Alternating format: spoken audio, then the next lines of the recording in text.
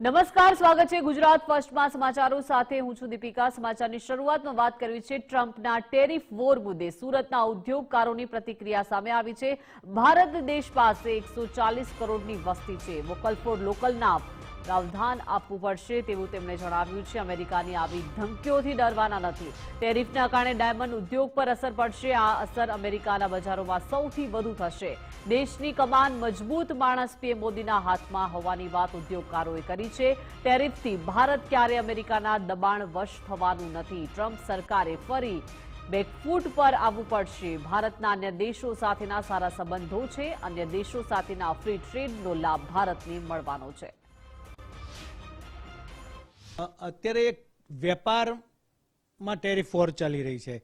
ઉદ્યોગની અંદર આવી રીતની કોઈ વોર હોતી નથી, પણ જે રીતે અમેરિકાએ આ રીતે ટ્રમ્પે જે રીતે પગલાં ભરી રહ્યા છે, હું એવું માનું છું કે બીજા દેશોને ફરક પડવાનો છે થોડો ઘણો, પણ જે અમેરિકનો છે એને મોટો ફરક પડશે। એનું કારણ છે જે રેટથી કપડું આજે ગાર્મેન્ટ, હું ટેક્સટાઇલની વાત કરવા જાઉં તો આજે 14,000 કરોડની આજુબાજુનો વેપાર ગાર્મેન્ટથી લઈને કોટન અને મેનમેડ ફાઈબર આવી રીતે બહુ મોટો વેપાર થઈ રહ્યો છે।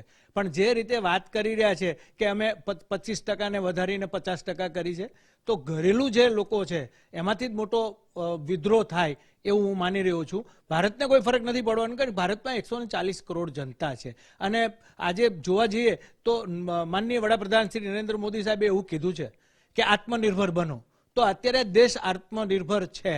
આ એક ખાસ વૃત્તિ કહી શકાય કે ફ્રી ટ્રેડ પોલિસી જે વર્ષોથી દુનિયામાં દરેક દેશોએ સહસંમતિથી સ્વીકારેલ છે, એ ફ્રી ટ્રેડ એટલે મુક્ત વેપાર નીતિ, તેની વિરુદ્ધમાં એક એમણે પગલું લીધું છે। અને 25% જે આપણા નરેન્દ્ર મોદી સાહેબે જવાબ નહીં આપ્યો, એટલે એનાથી વધારે ઉશ્કેરાઈને એમણે 50% 27 ઓગસ્ટથી કરવાનો જે જાહેરાત કરી છે, તો આ એક એવી વાત છે કે હરિયો જુગારી બમણું રમે એવી વાત છે।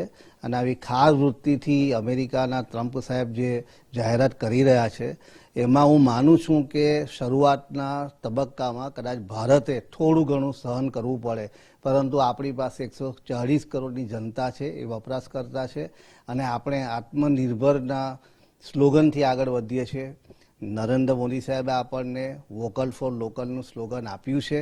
આપણી પ્રોડક્ટ આપણે વાપરી શકીએ એટલી આપણામાં તાકાત છે। એ સિવાયમાં એ લોકો ડેરી પ્રોડક્ટ અને એગ્રીકલ્ચર પ્રોડક્ટ માટે ભારતનું બજાર ખુલ્લું મૂકવાનું કહે છે, જેના પર આપણી આખી ઇકોનોમી અને આપણે ભારતીય લોકો આજે બી 70% ખેતી પર નિર્ભર છે। માટે એ વર્લ્ડ માટે ઓપન કરી શકાય નહીં। એ નરેન્દ્ર મોદી સાહેબનો જે ડિસિઝન છે એ વ્યાજબી છે, નહીં તો આપણા ખેડૂતોને પૂરતા પોષણક્ષમ ભાવો નહીં મળે। માટે ડેરી પ્રોડક્ટ, સી પ્રોડક્ટ અને એગ્રીકલ્ચર પ્રોડક્ટને વર્લ્ડ વાઇઝ ઓપન કરવાની જે એમણે ના પાડી, એનાથી પ્રેરાઈને આ 50%ની ટેરિફ નાખવામાં આવી છે।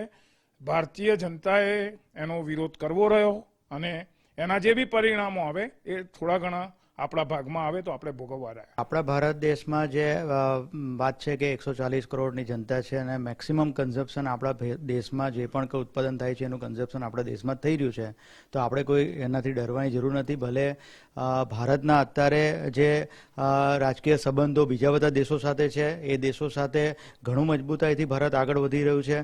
ઘણા બધા દેશોમાં સારા એના ટ્રેડ જે પણ ડીલ થઈ રહ્યા છે, એને કારણે ભારતને ચોક્કસ બીજા દેશો સાથે ફાયદો થવાનો જ છે। તો આ અમેરિકાએ જે કંઈ 25% નાખ્યું અને ત્યારબાદ 50% કરવામાં આવ્યું, એનાથી જરાય પણ ગભરાવાની જરૂર નથી।